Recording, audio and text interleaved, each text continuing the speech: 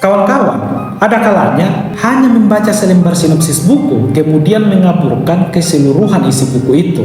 Begitu pula polemik yang muncul pasca Presiden Prabowo menerbitkan Perpres nomor 111 tahun 2025 tentang kebijakan umum pertahanan negara. Mulai ramai diperbincangkan sebab turut mencantumkan penyebaran budaya LGBTQ sebagai salah satu ancaman non-militer. Perdebatan publik lantas terjebak pada satu isu spesifik, LGBTQ, yang seolah itu adalah inti dari keseluruhan kebijakan. Padahal kalau kita membaca substansi kebijakan tersebut secara utuh, pemerintah sedang menyusun kerangka pertahanan negara yang lebih luas untuk menghadapi perubahan dalam bentuk ancaman modern. Di zaman ketika peluru dapat berwujud menjadi algoritma dan invasi datang lewat layar gawai, pertahanan negara tidak lagi dimaknai sebatas tank, kapal perang, atau pesawat tempur. Medan perang modern kini bergerak dalam arena yang lebih tersebar dan lebih tidak terprediksi. Pemerintah paham jika negara yang lengah pada ancaman non-militer akan kehilangan bentengnya tanpa pernah mendengar dentuman meriam.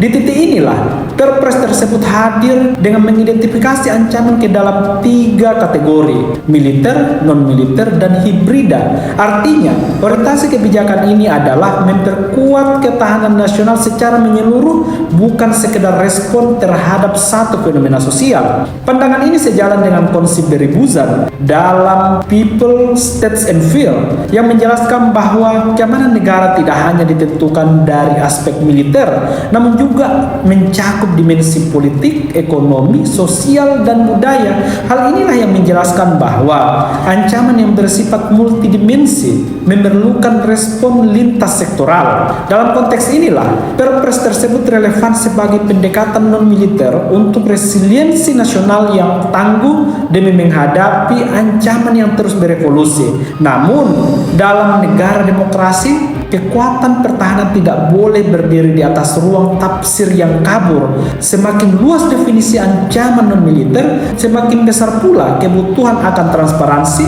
akuntabilitas, dan pengawasan publik agar implementasinya tetap di dalam koridor konstitusi, penghormatan terhadap hak asasi manusia, serta supremasi hukum. Demokrasi yang sehat tidak melemahkan pertahanan negara, tetapi malah menguatkan. Demokrasi memastikan setiap kebijakan memiliki legitimasi publik, dijalankan secara proporsional, dan tidak bergeser dari tujuan utamanya, melindungi bangsa tanpa harus mengamputasi hak-hak warga negara. Itulah yang kemudian kita upayakan, kita ikhtiarkan, dan terus perjuangkan.